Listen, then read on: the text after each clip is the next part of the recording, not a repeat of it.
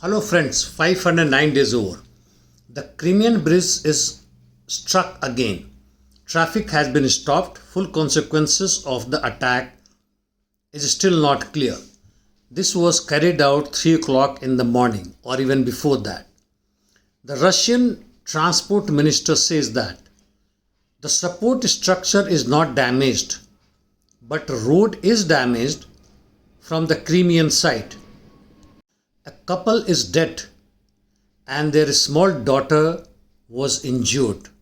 This was carried out by the Ukrainian Navy, and few hours before this explosion, one of the Ukrainian commander has said in his Telegram channel that something is likely to happen for the occupiers. As per them, this is a resistance movement, or rather part of deep interdictions against Russian army. From the war zone in south from Zaporizhia region, as per ISW, Ukrainian counteroffensive in west of Zaporizhia is continuing. The Russian army continues defending against Ukrainian attacks near Rabatino and Pyatikhatki. The Ukrainians are unable to find solution or mines laid by the Russian army.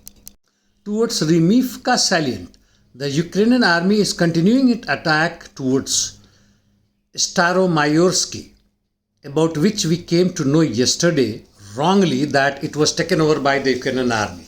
It's not correct. Or even if it was taken over as of today morning, it is under the control of Russian army. Ukrainian campaign near Novodonetsk and Pryotne did not succeed so far. Ukrainians have again used limited number of cluster bombs in Tokmask area.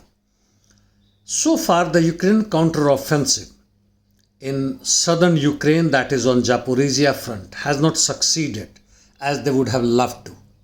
In east, towards Ugledar and Marinka, no changes. Avdiivka, Ukrainian army managed some small gains towards Vodyane and Krasnogorovka. The Avdiivka cauldron or snooze is still not complete by the Russians, as the western part is still open for the Ukrainians. On Bakhmut front, the ping pong on north and south flanks continues. As per Ukrainian Deputy Defense Minister, Ukrainian army is able to defend new position on its flanks. Towards Siversk salient, no changes. In north towards Svatovo Kreminna direction, fight is on the outskirts of Torsky, and even Russians are attacking Yampolovka and Makiivka direction. As far as Novosiliosky is concerned, 25 to 30% has been captured by the Russian army. The Ukrainian counteroffensive in the west of Kreminna did not succeed, which was probably made to lessen the Russian attacks in adjacent areas. As per ISW, on Kreminna front, the Russians have managed some tactical advances, and even towards west of Berestov, which is 30 kilometers south of Kreminna. At this given moment, it is pretty clear that even after 500 days of war, the Ukrainian army stands as a cohesive and much more powerful than what it was earlier, despite heavy losses on both men and material front, and is continuing its counteroffensive on almost all the battle lines, and even shelling deep inside Russian territory, not only in Crimea and in Donetsk, but even in north towards Belgorod and other Russian regions.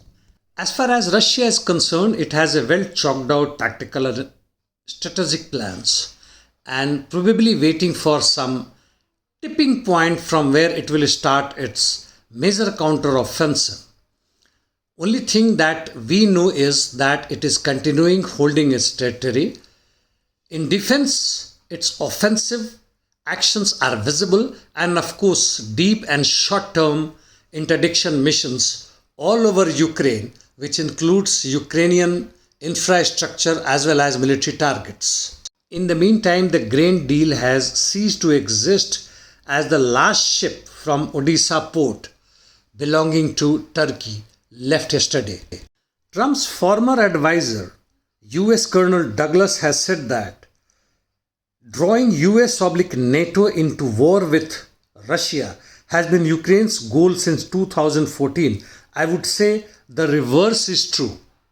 And he further said that the Russians have already started their offensive on Kharkiv direction. That's all. Thank you.